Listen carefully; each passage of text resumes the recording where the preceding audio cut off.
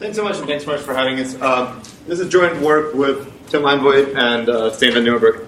Okay, we changed the label, so now yes, you're actually I'm in the right place. So we talked, quite a bit this morning about the motivation for introducing financial frictions into macro models. Right? We've seen a massive financial crisis, and it seems like some of these financial variables transmitted to the real economy. We've seen massive credit losses. We've seen a wave of defaults, high credit spreads, and low interest rates, and that fed back into real outcomes on investment, output, and consumption all falling during that time. So, to kind of give a brief overview of literature, we've again seen a bit of this morning. We didn't used to think too much about financial frictions in macro models. We began to introduce them, with this idea that frictions can amplify macro shocks in credit markets. Dissecting more and Bernanke Gilchrist were kind of the big contributions here. And the models here usually look at a steady state in which these credit constraints bind and kind of log linearities around that. The nonlinearities were something that folks started to think about in the aftermath of the crisis. Hank Krishnamurti and Vadim Elenev being kind of the big papers there. And they kind of studied this and showed that nonlinearities are important in a stylized framework. And all of this work so far that we've talked about has assumed that banks own equity-like claims on firms. So basically, it's consolidated balance sheets of banks and the firms they lend to. So in the data, we know that's not the case. And what happens if we look at the credit frictions on the other side of the bank's balance sheet, between the banks and the firms they lend to? And that's what we do, precisely what we do in this paper. So we think of decoupling the balance sheets of borrower entrepreneurs and banks. So banks will have a portfolio of risky loans that they hold that they've made to the entrepreneurs.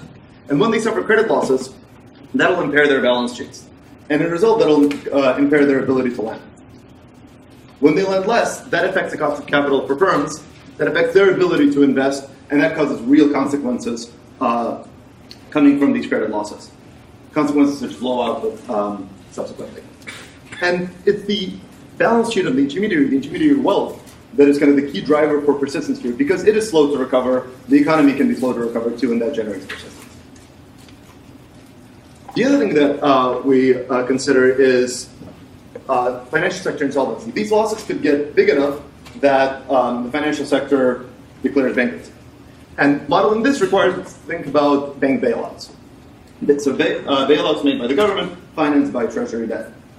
And this connects, financial crises with fiscal policy in a way that we've also seen to be quite important in recent data. Last contribution is to endogenize the demand for safe assets. So rather than thinking of savers as risk-neutral guys who lend at whatever the rate implied by their discount factor is, we think of their expectations about their future consumption affecting their demand for safe assets. And that's because they have an inelastic demand, or partially inelastic demand for safe assets. Variation in supply will affect the equilibrium of real rates. And what that leads to in a financial crisis is actually it leads to lower rates, which help banks recapitalize. And everything else we've talked about so far in the financial accelerator, this acts somewhat as a financial dampener. So this setting, with all these kind of frictions in place, is a great place to study macroprudential policy. And we specifically spend some time on bank capital requirements. And we find an important trade-off between the size of the economy and its volatility. So as you tighten capital requirements, you decrease the volatility of the economy, but you also decrease its size. And this trade-off, as we studied, actually shows that the size effect wins out, and tighter macroprudential policy leads to welfare losses.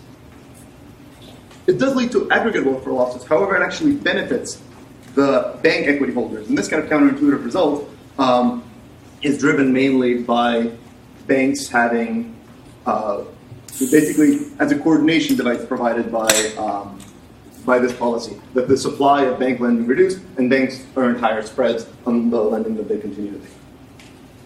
So we'll see a little bit more how it works in detail. In the interest of time, and given that I've spent a little bit of time on literature already, I'll skip the slide and we'll go right into the model. So this is a model kind of in one picture. We have, and I'll go through this picture. So we have three classes of households: entrepreneurs, intermediaries, and savers, and public sector represented by the government. So entrepreneurs and intermediaries have the exact same preferences, but entrepreneurs have access to a production and investment technology. They produce and they use their own capital stock to collateralize corporate debt borrowings from intermediaries. Intermediaries, in turn, finances debt with their own equity, with their own funds, and deposits that they borrow from savers. These deposits are insured by the government, so they're effectively credit risk-free. And depositors, these savers, also own not just deposits, but they also own government debt. Government debt is used to finance, along with tax revenues, government expenditures and things like social transfers. So, as I mentioned before, borrower entrepreneurs have the same preferences as these intermediaries. In fact, all agents have a lot of preferences. The only difference between them is in their patience. The entrepreneurs and intermediaries are less patient than the saver agents. We've also solved a more complicated model with a richer set of Epstein's and preferences, and we found that our results are robust to preference specification across a wide range of parameters. Entrepreneurs use simple Cobb-Douglas technology to produce their goods. They use own capital and labor inputs that's inelastically supplied by each type of household to produce the output good, subject to a TFP shock. This is the first aggregate source of risk in the economy, shocks to the AR1 process of TFP. We've also solved a model where shocks happen to the growth rate, so they're permanent shocks, and that makes the results even more pronounced. Entrepreneurs produce new capital goods from consumption goods, subject to a standard convex adjustment cost. Now, entrepreneurs are hit by idiosyncratic productivity shocks on top of the aggregate shock. The distribution of the shock varies over time across a two-state Markov chain, and that's a second source of aggregate risk. So you could think of periods of low dispersion and high dispersion. This shock is independent from TFP shocks, but we've also studied a model where these shocks are counter-cyclical, so dispersion is higher when TFP is low, and again, we get similar results. Entrepreneurs obtain corporate loan financing from intermediaries. And these are long-term bonds that we model as geometrically defined perpetuities. These bonds carry a tax shield. So just like companies don't pay taxes on depreciation, they get a tax deduction for that. They get a tax deduction for interest payments. And these corporate loans are risky, so the companies can default. And we think of default as a liquidity default, where firms default if their EBITDA is substantially lower than the payment that they have to make. The EBITDA is the revenues less labor costs, and this is the payment that they have to make on their debt. If companies default, that triggers liquidation. Bank steps in, seizes all their assets, and after some bankruptcy costs, sells it back, and whatever it doesn't make back, that's its loss given default. Now, the entrepreneurs cannot contract with each other, cannot write insurance contracts to insure themselves against this idiosyncratic realization of the shock and individual default, but subsequently, they can insure their risk. So there's afterward, there's a full market that they can trade between each other for consumption insurance. So as a result, you could think of the borrower entrepreneurs making decisions collectively as a family, and they collectively decide on consumption, labor demand for each type of labor input, investment, and new corporate debt. Corporate debt, as I mentioned, is a long-term asset, so it evolves taking into account the previous value of debt. So you have new originations plus the starting out quantity of debt after amortization and default. The final quantity of debt is limited to be no more than a certain fraction of the market value of their after depreciation, after default, remaining capital. And the liquidity default rule that we saw on the previous slide implies a threshold value for productivity realization. So if productivity is below a certain level, that means that EBITDA is going to be low enough that default. Now, importantly, this is a dynamic, introduces a dynamic component to decision-making for these entrepreneurs. They think about their leverage choices today affecting their default threshold and default probability tomorrow, and this is one of the reasons for them not to lever up all the way. Intermediaries have the same preferences as borrower entrepreneurs, the same discount factor, the same log preferences. But unlike entrepreneurs, they default strategically and enjoy bailouts from the government. So were they to default, the government effectively steps in and takes on both their assets and their liabilities, resets their wealth to zero, and pays out depositors if there's a shortfall. So from a depositor point of view, from a saver point of view, the intermediary debt is risk-free. So they are not competitive. They understand that if one default, everybody defaults. The intermediaries, yes. So they basically coordinate on a default decision. They compare the world in which nobody defaults to a world where they do default. Yeah. The intermediaries, should they default, they incur a stochastic penalty for default, and that's mainly a technical assumption. Now, subsequently to the default decision, they face a portfolio choice problem of choosing between long-term bonds and short-term deposits. The long-term corporate loans that they make to firms have the following payoff. For the bonds that are performing, they receive principal and interest payments. For bonds that are not performing, they receive liquidation proceeds. And liquidation proceeds consist of the seized value of depreciated capital and output after some bankruptcy costs, that's the fraction delta, and after paying labor costs. So the highest seniority in bankruptcy proceedings are wages. And some fraction of these bankruptcy costs is actual deadweight losses, and the rest are rebated back to households. Intermediaries, their portfolio choice problem is constrained by a Basel-type capital requirement, where the book value of their debt cannot exceed a certain fraction psi of the market value of their assets. They also pay for deposit insurance, and they're taxed on net interest income, just like companies are taxed on profits. Savers, that's the last category of agents, and that's the most boring one. They're more patient than the other two, and they only save in risk-free short-term debt, whether it's issued by governments or it's issued by banks. So that's it for the private sector. The public sector is also quite simple. It follows the passive tax and spending rule. So it raises taxes through labor taxes, taxes on corporate profits, and financial sector profits, and deposit insurance revenues. And it spends on government consumption, government social transfers, and occasional bailouts should they be necessary. Now, governments don't have to balance their budget period to period. They can finance deficits with short-term government debt. The tax policies vary over time over the business cycle. We calibrate this to kind of the cyclicality of taxation and spending policies and US data. And at the extremes, when debt to GDP gets either really low or really high, we adjust the tax rates to ensure that government debt stays bound.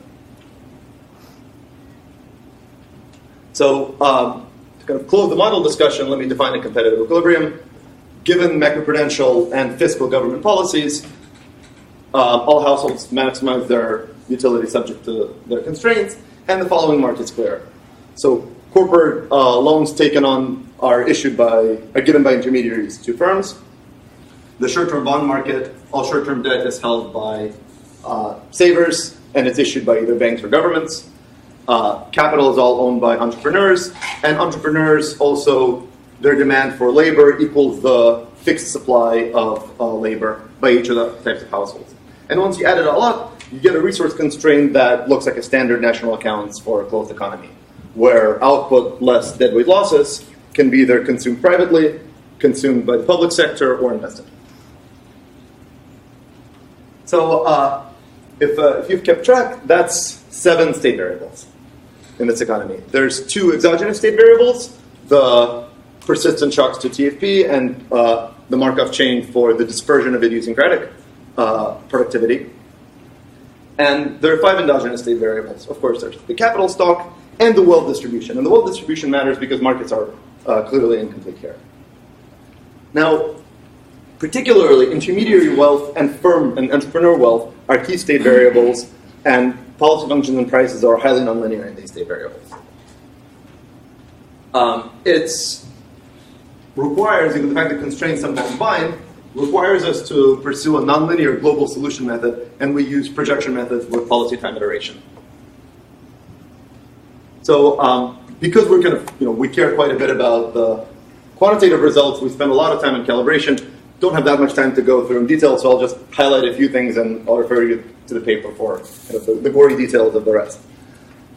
We calibrate the uncertainty process of this productivity dispersion to get corporate default rates that match the data, and that's the average. And the persistence and volatility of that we match from productivity dispersion data from Bloom.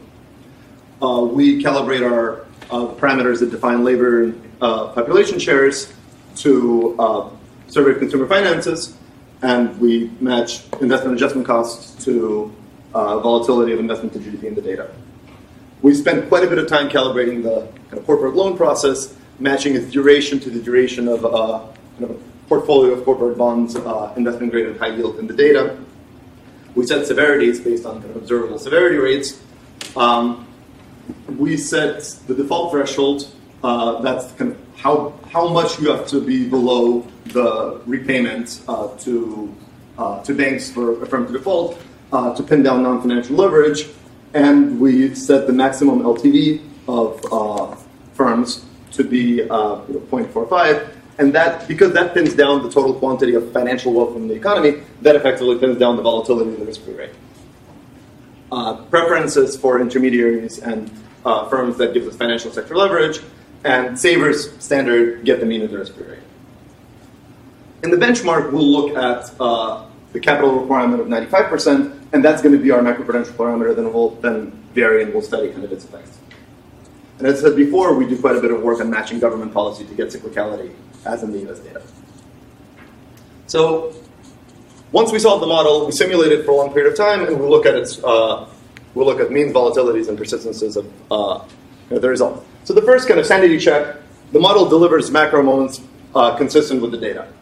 So we don't need to have kind of extra large shocks to generate some of these financial effects.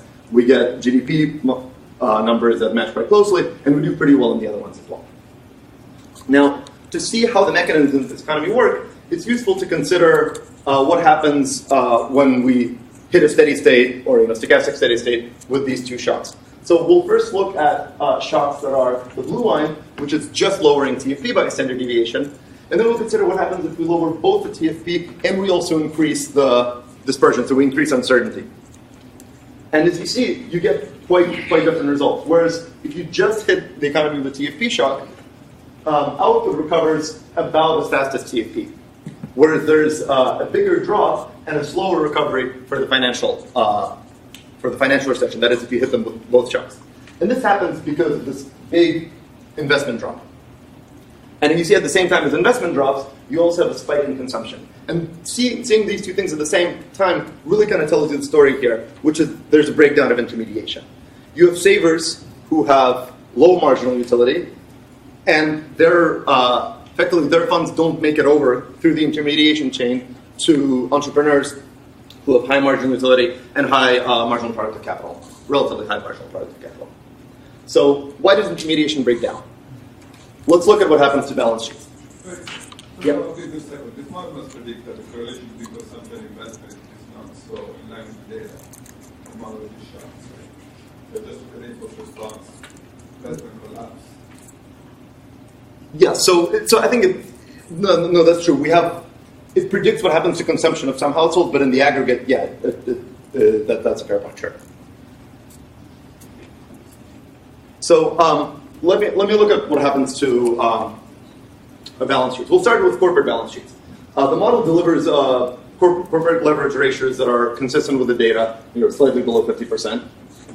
And the constraints bind occasionally. So they bind almost never in expansions, and they bind sometimes in financial recessions. And when these constraint binds, what happens? You have a drop in Tobin skew. So you have some defaults by corporations. You have a reduction in the price of capital. These are the fire sales that we spent some time talking about in the morning. And at the same time, the rate on corporate bonds goes up. And one of the reasons it goes up is not just high default risk, but higher risk premium for corporate debt as priced by intermediaries. So why does that happen? Let's look at the intermediary balance sheet. Intermediaries, consistent with the data, are much more levered than non-financials. And their leverage constraint is strongly, it's the fraction of times it binds is strongly counter-cyclical. So it never binds in expansions, and it binds very frequently in these financial recessions. So as a result, when they bind, you'll see that credit losses on the portfolio of their loans produce an excess return that's negative. Now, it's not so negative as to create intermediary failures, but it does lead intermediaries to have tight constraints and for them to reduce the size of the banking sector. So you have several things going on at the same time. First, the price of risk for them increases, and you see this in the substantial increase in credit spread. And second, because the financial sector is smaller, they issue fewer deposits. So the supply of safe assets, the supply of risk-free debt in the economy decreases. And that leads to a lower risk-free rate. These effects are particularly pronounced in the first period after a crisis hits. And while prices recover quite quickly, if you look at the loan spread and you look at the price of capital, the balance sheet quantities recover over some time. Particularly if you look at the equity of the financial sector, it takes a while for it to recover back to its pre-shock level. And as I mentioned before, this is an important driver of basically pricing of credit risk and of the persistent threats in the economy. And one good way to see it is to look at the relationship between the credit spread and intermediary wealth. So if you look at just a histogram of intermediary wealth, there's some fraction of times, quite substantial fraction of times, where intermediary wealth is quite low. And it's at those times that credit spread is high. And if we separate out the part of the credit spread that is due to the expected excess return, it is that part that actually goes up when intermediary wealth is low. And this happens both because risk premia is high at that time, traditional kind of covariance notion, and it happens because of the collateral value of, because there's now kind of a demand for collateral and there's binding constraints at that time. So, as I mentioned before, the next thing that we want to do is we want to look at macroprudential policy. And what we'll do is we'll just play around with the parameter for the capital requirement on banks. We'll tighten it or we'll relax it. So, as right away, you can see this trade-off. So as you tighten capital requirements, as you lower the psi, you see that macroeconomic volatility goes down. Your volatility of GDP, investment, and consumption all going down, and corporate loans become much safer. So that's the good news. The bad news is that the economy also gets smaller.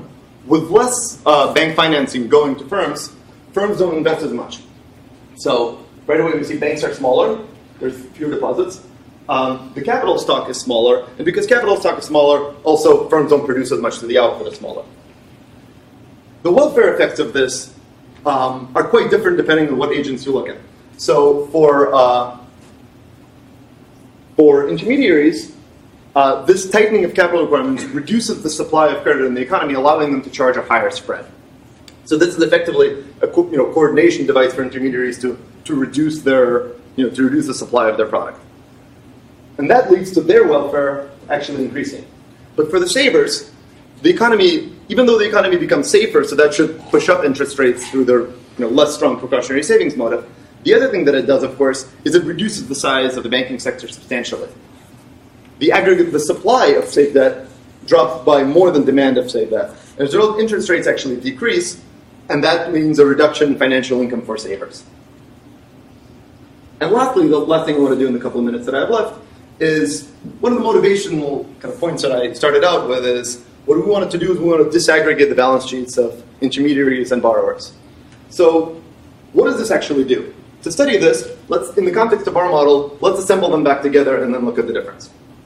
So what we do is basically replace the borrowers and intermediaries with a consolidated expert balance sheet. You sum up the population and labor shares, and you effectively assume that within them there's now perfect consumption sharing, so they can trade the full portfolio of contracts.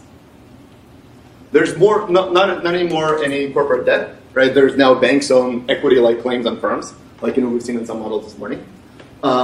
There's uncertainty shocks now don't play any role in this model because they're diversified away. And to be consistent with papers like Brynamar-Sarnikov and Krishnamurti, we're going to get rid of government bailouts. In this economy, we're going to get rid of the default option as well. So we're going to have risk-free debt, but without the bankruptcy option. We assemble the two constraints, taking the right-hand side of one and the left-hand side of the other. And the only thing we do is we have to make a decision on what's going to be the new margin, and we pick the margin parameter capital Xi so that the deposits to GDP ratio stays the same between the two economies that we're comparing. So we solve this, and we find that the effects are substantial. Separating intermediaries makes the economies much riskier. So introducing this additional set of frictions substantially increases volatility of the economy. One of the reasons that happens is because uncertainty shocks now have bite again. The other reason this happens is because we've reduced the risk sharing between borrowers and savers. The one way to think about risk sharing is, right, in complete markets, the ratio of marginal utilities of any two agents is constant. So let's look at the volatility of that ratio. The volatility more than doubles going from the aggregated to the disaggregated economy. But at the same time, just like with capital requirements, where size and volatility go in the same direction, same here. So as you disaggregate the balance sheets, you get a riskier economy. You also get a larger economy because agents precautionarily save, particularly entrepreneurs precautionarily save in creating more capital. So GDP goes up and capital goes up, and the net effect is an aggregate increase in welfare. So to sum up, we propose a calibrated macroeconomic model with financial intermediaries. And in our model, financial intermediaries actually intermediate. That is, they buy long-term corporate loans, and they finance them with short-term deposits. Both banks and firms can default, and they're subject to leverage restrictions. The safe asset interest rate varies over time and is determined endogenously, and there's a rich set of fiscal policy rules and macroprudential policy as well. The model produces realistic macro and asset pricing moments, and it generates financial crises where GDP and investment can fall dramatically, and credit spreads can spike. And this model, being that comprehensive, is a great place to study macroprudential policy. And what we do is we vary the intermediary leverage constraint, and we show that that produces an important trade-off between the size and volatility of the economy.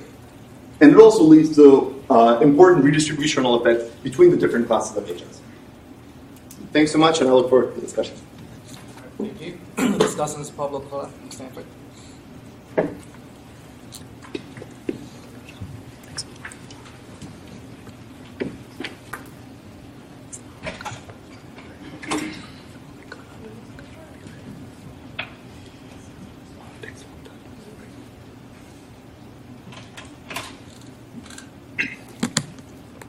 Are you okay with microphone? Do I turn on any of these? Okay, you can try it. Just speak loudly. I'll just improvise. Okay. Well, thanks for having me. Let me start with an analogy. Suppose that you're a central bank, like we are today, and somebody asks you, what would happen if we were to lower the interest rate by 50 basis points for 2 years? We have a fairly structured and fairly standardized way of giving an answer to that question. We pick up our favorite DSGE model or our favorite VAR, and that we can plug in that experiment into either of those, and those will give us an answer. In fact, they will give us the same answer. Why? Because our favorite DSGE model is calibrated in order to imitate the input response from our favorite VAR. That's how it became our favorite model. Now, what is it that informs the VAR? Well, we have actual variation, historical variation, in all of these variables, interest rates in particular, that give us a way of measuring the impulse response to these changes. Of course, we worry a lot about identification in that kind of exercise, and we should worry about it, and we should argue about it, because it's a tricky issue, and it's not clear what the right answer is. But that's a fairly standardized procedure for answering that sort of question. Now, if that's all we wanted to do, the model would be sort of not a useful thing, because we might as well ask the data directly for this sort of in-sample type of question. The reason we care about doing these kinds of models, we want to ask also out-of-sample type of questions. For instance, we want to ask, what would happen to the volatility of GDP if we change the Taylor rule? That's a question we can ask them. We cannot ask the data, because we don't have necessarily the historical experience of doing that, but we can ask the model that kind of question. We can also ask the model welfare questions. What's the optimal Taylor rule? Now, in order to trust the answers that we get, we need to have a fair amount of confidence in the model that we're using. And the hope in this kind of procedure is that the discipline imposed on the model by trying to fit the in-sample data is enough to have confidence that we're using the right model to ask the out-of-sample type of questions. And there's a lot of debate as to what extent that's true in this type of approach. Now, the agenda in this project is to, in a sense, take that same logic and apply it to a different type of question, a different type of policy experiment. So suppose that we ask the question, what if we were to lower the capital requirements on banks by 2 percentage points for 2 years? Now, for that, we don't have a VAR that we can rely on, because it's not an experiment that we periodically run. And certainly not that we periodically run at random. So we do need to ask. You need a model to answer this question, and that's the approach that they're trying to take. Now, if you think of the way the financial system interacts with the real economy, you could think of a lot of different possible channels for this interaction to take place, which gives us as modelers a lot of decisions to make as to what we're going to have in the model, what we're not going to have in the model, and how we're going to discipline it. So here's my attempt to summarize what's in the model. There's a long menu of ingredients, and these are the ones that are in the model. So there's households that are heterogeneous in their discount rates, they are heterogeneous in their risk aversion, and they supply differentiated labor. That's several forms of heterogeneity. Then firms, they have a bunch of things going on with them. They have a tax advantage of debt. They have bankruptcy costs. That already gives like a standard capital structure trade-off that you're already faced with that. On top of that, there's a leverage constraint that's in addition to that. In the first version that I read, these entrepreneurs had an effort decision to make. Now the latest version doesn't have that. These firms suffer idiosyncratic shocks, and there is partial insurance against them in the large family sense. Those are all features of how firms behave. On top of that, there's banks. Banks have capital regulations, like a minimum capital requirement. There's a possibility that they will be bailed out, and that's a feature of the model. They have these non-pecuniary bankruptcy costs in terms of, if you go bankrupt, you suffer utility, so that's a feature. These banks are paying deposit insurance premiums, so that's another aspect of the model that we can tinker with in terms of policy. And these banks are engaged in maturity transformation in the sense that deposits are short-term, and the assets that these banks have a maturity that's long. On top of that, the model has fiscal policy rules. The way the government is modeled, they have this way of setting tax rates and so on. There's a fiscal policy rule. There's capital adjustment costs that gives us variation in asset prices in the standard Q theory sort of way. And there's two aggregate shocks. TFP and the variance of the idiosyncratic shocks that these firms face. So as you can see, this is a long list of ingredients that the model has, and there's a lot of things going on in this model. Now, these ingredients are taken from a potentially much longer menu of things that you could, in principle, include in a model. And this is not advocating that all of these other things should be in the model. This is just to illustrate, for each of the things in this other list, there's people in this room who've made a career out of arguing this is a big deal. And if we start to say, well, what should we include in a model, we might choose, some things for this list. So there's the housing and mortgages are a big deal. The household finance more broadly is a big deal. Sorry? Swimming pools. And definitely a big deal. You live in Minnesota, come on. And, there's people who argue that departures from rational behavior are a big deal.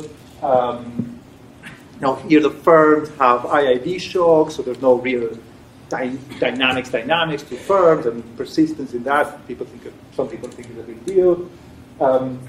These banks, they do some things, they don't do others. For instance, the deposits are just safe debt. They're not like money-like, which a lot of people think are a big deal. There's no shadow banks. These banks don't really have a management shareholder conflict that creates problems, and some people think that's a big deal.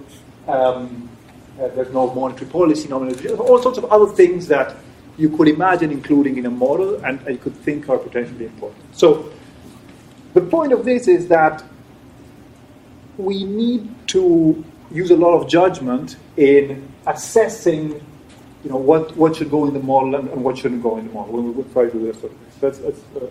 It's unavoidable because there's all of these dimensions in which we could think of building a model. Now, the question is, what makes us trust or not trust the model? Which is important because we're trying to answer out-of-sample type questions. So we want the model to fit the data. That's like a basic requirement. We also want the model to satisfy, broadly speaking, our over-identifying restrictions, which is at a basic level, we want the model to hit more moments than parameters. But it's not just a counting thing. We want the model to sort of satisfy moments that we argue are in some sense important and not obvious, to just give us confidence that we're capturing the right mechanism. And we want the model to guide us in convincing us that we have, there's elasticities in the model, and elasticity in the effects of the model. And we want the model to help us point out what features of the data identify the important elasticities. And that's something that the model is useful. For instance, a couple of elasticities that are really important in this mechanism is what's the elasticity of the cost of capital measured as like the premium on corporate debt? What's the elasticity of that with respect to the capitalization of the financial sector? That's an important elasticity in the model. We want to have some sense of what feature of the data is telling us how big that elasticity is. Similarly, what's the elasticity of investment with respect to the cost of capital? That's sort of a curvature of adjustment costs type of thing. We want to be able to go back and forth between the model and the data and say, oh, this is the feature of the data that tells us this bit of the model. That's an important element of getting to trust what the model. And we want the model to do it in a way that other models cannot do so well, or at least to say, well, there's a sufficiency type of result that says any model that satisfies some feature of the data more or less as well is going to have similar policy implications. So then, in a sense, it doesn't matter whether we pick this model or a slightly different one if they match some piece of data equally well. So those are, at least broadly speaking, things that will give us confidence in the model. So one thing that I think the authors could do more with is the implications of trying to test some of the implications of this model, because they are testable. So this is table 3 of the model. So there's a long section of saying, well, how do we pin down parameters? That's like the data. Each parameter is pinned down by trying to fit some feature of the data. And then there's a bunch of implications of the model that are not targeted. And these are summarized in this table 3 of the paper, which basically says how is the model doing in terms of the mean, and importantly, the standard deviation of a lot of interesting endogenous variables in the model, like leverage, market values, deposits, all of these things that the model tells us, okay, when the shocks that we're inputting in the model start coming along, how much does the model move around?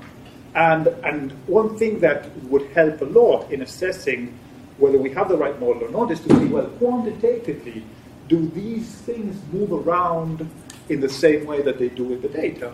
But that tells us maybe we are onto something. If these things sort of quantitatively don't work so well, that might be a reason to be a bit skeptical of the quantitative out-of-sample predictions of what's going to happen if we change policy. And this seems like some of these things are harder to measure than others, but some are relatively straightforward to measure, and it's a test of the model that I think would be very useful to do. So here's,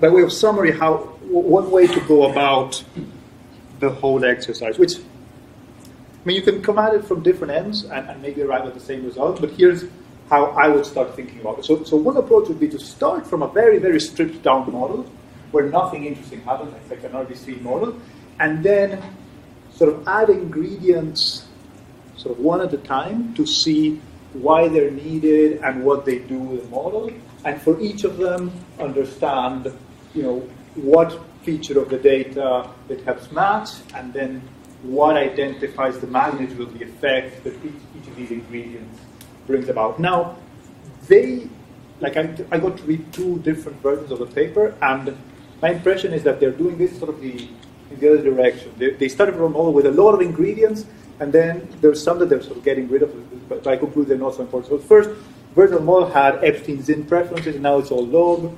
There was more heterogeneity in the different types of households. Now there's a bit less. There was this effort choice by entrepreneurs. Now it's gone. I think that is in the same spirit of trying to sort of narrow down the model to what is needed to match what facts. And I think that really helps in sort of understanding the mechanism more transparently, which I think is useful, because given that this is, the exercise that we want to do are out of sample, it's worrying if it's more of a black box here exercise. And the more we understand why the model does the things it does quantitatively, I think the more confidence we're going to have in the results that the model is giving us. And I think it's entirely possible that the authors have done an exercise like this. I mean, these guys are smart. They know what they're doing. They know why they put in the stuff in the model. And they understand that there's a limit to how much they're willing to tax our patients as readers in describing exactly what is going on, why each ingredient is important and so on. But I would encourage them to tax our patients a bit more. At least those of us who have already made a commitment to read the whole thing. It would definitely enhance our understanding to go through a bit more carefully why each bit of the model is there and what we gain from it. And that would let us understand it a bit more. Right. That's all I have to say. Thanks. All right. Thanks. So you guys want to respond? Sure. I mean, maybe. Thanks, Pablo. Thanks for the great discussion. So I mean, your last point, I guess, so sorry for sending you multiple versions, and in particular, sorry for sending you another version just like, a week before the conference. I guess that. I think, we kind of approached this the other way around, as you were saying. We meanwhile got rid of some of these model ingredients. I think the way we've always approached this is we wanted to see kind of how, if we decouple these balance sheets of firms and banks, and if we put in a realistic amount of credit risk in some sense, so we kind of match default rates and severities on corporate bonds, can we match kind of the credit spread, right? Basically, can we generate the right credit risk premium, and can we get the right cyclicality on this risk premium? And then, if that's the case, can we also get these bigger financial recessions? Kind of that was always our goal. And I think, the way I would think of the list of ingredients, it's kind of quantitatively the risk of, if you're going to calibrate the realistic amount of credit risk in the model, these are kind of the ingredients you need to get these big financial recessions. So that's how I would think about how we arrived at but of course we can we can put in more detailed explanations of what each of these pieces do. And so in terms of, what you said, so we've gotten rid of these differences in risk aversion and this effort margin for the entrepreneurs. That's not in there anymore. I think we could point this out more, but the model does fundamentally, especially for debt quantities, so let's say leverage, like book leverage or market leverage of intermediaries, or also the cyclicality of credit spreads, it does produce the right cyclicality. So in that sense, that's like an over-identifying moment in some sense that the model does produce. And then one last thing I maybe want to quickly say is this basic mechanism is the one that you saw in this impulse response slide that Vadim discussed, where basically in these crises you get this misallocation between investment and consumption. In some sense, these funds from the savers need to flow to the intermediaries, but when these intermediaries become impaired, they shrink their balance sheet, and now these savers have to dissave. That's why you see that spike in consumption. At the same time, the producers, who are the ones who want to produce, they don't get these funds, and that's why you see that drop in investment. Now, you could think of ways how you get rid of that spike in consumption. For example, if these savers had some other storage technology that they could use there, to some sort of inefficient storage technology, say. Or they could maybe hold the equities directly, but they're less efficient in holding them. Then, the model, we wouldn't necessarily get that spike in consumption anymore. But right now, we've shut those channels down, and these savers basically have to save or consume, and we're forcing them to consume in some sense here. And that's why the risk-free rate drops so much. So that's kind of roughly the mechanism. Anyway, I don't know if that was clear. Are there any other questions? Yes? I just follow up on the question. How we model the default decision matter to Pablo brought up? I went too quickly. I saw some, I think it was a constraint or something, that if the EBITDA gets below a certain amount. Oh, you mean for the firms, yeah. So it's a liquidity default rather than strategic default. So there's no kind of optimal problem that the firm solves before deciding to default. It's just it doesn't have enough cash relative to that rule, right, to make that payment, and then it defaults. This is the version before the one that you saw. So this is version 0.1 maybe, where we did start out writing this as a strategic default, similar to kind of a household defaulting when they're underwater. It had the overall story was roughly the same, but there are some other moments I don't forget what exactly we weren't happy with, and we switched to a liquidity default story that we thought was a little more kind of straightforward and really got to So what we used to do, we used to shock capital. So there's there's basically different levels of capital for every agent. That was much harder to discipline than the dispersion and productivities. So we switched to these productivity shocks, and that kind of naturally moved us in the direction of liquidity default instead of strategic default. So you choose, because presumably you're choosing that thing to match certain moments, right? So how do you that number on the right hand side? Oh yeah. Chosen to match certain. That's chosen to match financial leverage, non-financial leverage, so leverage of firms. Basically, firms, right, even though firms cannot, in a given period, there's always going to be a fraction of these little entrepreneurs that are going to default. But of course, as the whole corporate sector, this family of borrowers, they of course know that next period, a fraction of them will default, and so they're going to have, their choices today of capital and leverage and so forth will take into account that next period a fraction will default. And so that's why basically this rule where you cannot commit not to default, it affects your choice of leverage today. And it's like one number, or does it vary? Or I'm just trying to understand. No, the parameter is a number, but then of course the default rate varies with the aggregate state variables of the economy. The optimal, or What about the properties of a particular firm? Right? There's some firm heterogeneity. right, yeah. So it could vary with the heterogeneity of the firm. So Right. there's no persistence in the heterogeneity of an individual firm. Yes, Yeah. yes, that's one part that's Sure. yeah. So that's I'm not sure if that was on your list, but maybe that's another thing that belongs on the right column. Okay. Right. Of course, there's always a tension of, ideally, we could solve a model with like a distribution of firms, but then we couldn't have like 3 other aggregate state variables or something. Right? So that we need to.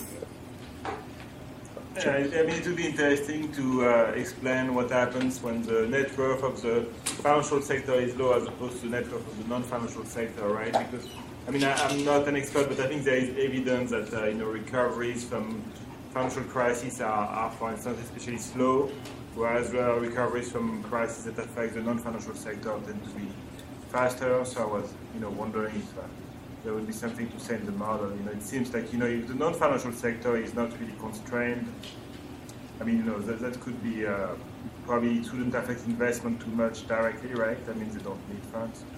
So Endogenously in the model, the states where the financial sector is distressed are frequently the states where the non-financial sector is also distressed, because the reason financial sector became distressed is because there was a wave of defaults by the corporates, right? So that's why the comparison that kind of we were making was a shock just to TFP that doesn't have all these financial effects, whereas also a shock to the dispersion, which produces these defaults and produces a lot of this financial impairment. And that was so we were comparing the different recoveries from those two. We could make that, the histogram that I showed, right, with credit spreads, we could make that a 2-dimensional kind of heat map, right? And that would kind of go much more towards addressing here. So I think that's a good suggestion and something we should do.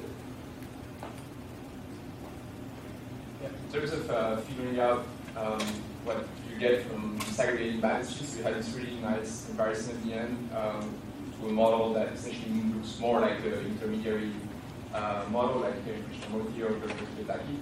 I was wondering if you could do it another way, where you get completely rid of the intermediaries and look at a model where everything is directly financed through just debt and internal equity of corporations, and whether that would look exactly the same or somewhat different. So we can another alternative way of thinking about what applies to the second question. So if I understood you correctly, so right now we're aggregating the borrowers and the intermediaries, and there's still a market with the savers. So you're suggesting we basically draw the dividing line on the other side. So we integrate the intermediaries and the savers and leave the borrowers separate. So that seems like, the boring stuff would be just matching the accounting of labor income shares and population shares. The meaningful thing, I think, would be the preservation of the distribution of shocks, and also the one market you leave in is going to be a long-term debt market as opposed to a short-term debt market. So we haven't done that. I think it shouldn't be too hard to do. The reason we did this is because it kind of matches the short-term debt contract that's usually the one that intermediates. But yeah, that's something that we could do. That is something to the question. So I work at Minneapolis Fed, and as you know, our president is launching this big to fail initiative, and he wants to raise capital requirement by 25%. So I'm going to go see him Monday, say, just a paper that if you raise it, like you're going to get cream. And his thing is, no, actually, we're going to increase the safety of the economy, and the GDP costs are going to be small because this is something of policy. They put it in a model, in a DG model, and found that the costs are really small. My question is that, you got pretty large costs of small raising capital requirements. What is in the data? What is, or whatever? What identifies those costs? Why do you think you trust these numbers? And what's the story? Why do you think that if we raise capital requirements, that this 4% contraction? Oh, yeah. I mean, so I guess things we have clearly built into the model is several reasons why debt finance is cheaper for intermediaries than equity finance, right? There's this tax shield. They borrow from a different kind of household who's more patient. There's deposit insurance. Now, those are all reasons why kind of, debt finance for intermediaries is cheaper than equity finance in the model. And then when we force these intermediaries to finance with a greater fraction of equity, intermediation becomes less attractive, and these banks effectively shrink, right? And so then these savers who can only participate in supplying their wealth to investment through the intermediaries, then there's just going to be less capital available for investment. So kind of whether you trust these results or not kind of crucially depends on whether you think we've captured the right equity debt cost trade-off. And another thing, of course, that you always, where I would maybe be most skeptical is, there's parameters of the model, right? If you think that, let's say, the equity issuance costs of intermediaries or these equity frictions would actually decline as you increase capital requirements, then of course that's something we're not capturing at that moment, right? Because that's a parameter we're holding implicitly constant. So, yes. It seems like a nice, easy experiment to do. Just get rid of the tax deductibility of interest for intermediaries and say, okay, is this all gone now? Is there basically zero? There's going to be some cost to them because of deposit insurance, or whatever, but that's presumably the kind of cost you don't want to sort of reward them. Right. Yeah. No. There's definitely other things we can do. For example, we can also try out different deposit insurance fees or other macroprudential policies. But we've just, as Pablo has said, we've kind of been iterating with this model a lot, and so that's why we've not done as many of these policy experiments as we. So a related thing we've done, which is so our banks can't issue equity. So we're working on a version where banks can issue equity. It's just costly to adjust it, in a convex sense. And we find that basically the macroprudential results go through it. Yeah. But so as long as this cost of issuing isn't too small.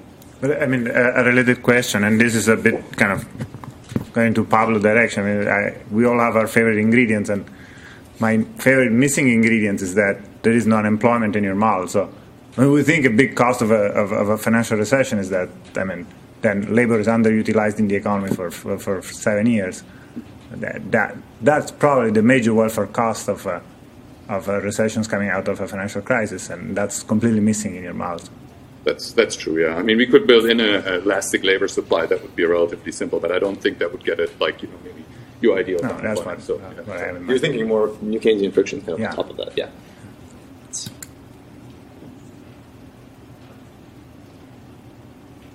Any other questions? All right, Thank you. thanks. Let's just directly move on to the next paper presented by Eric Lewis.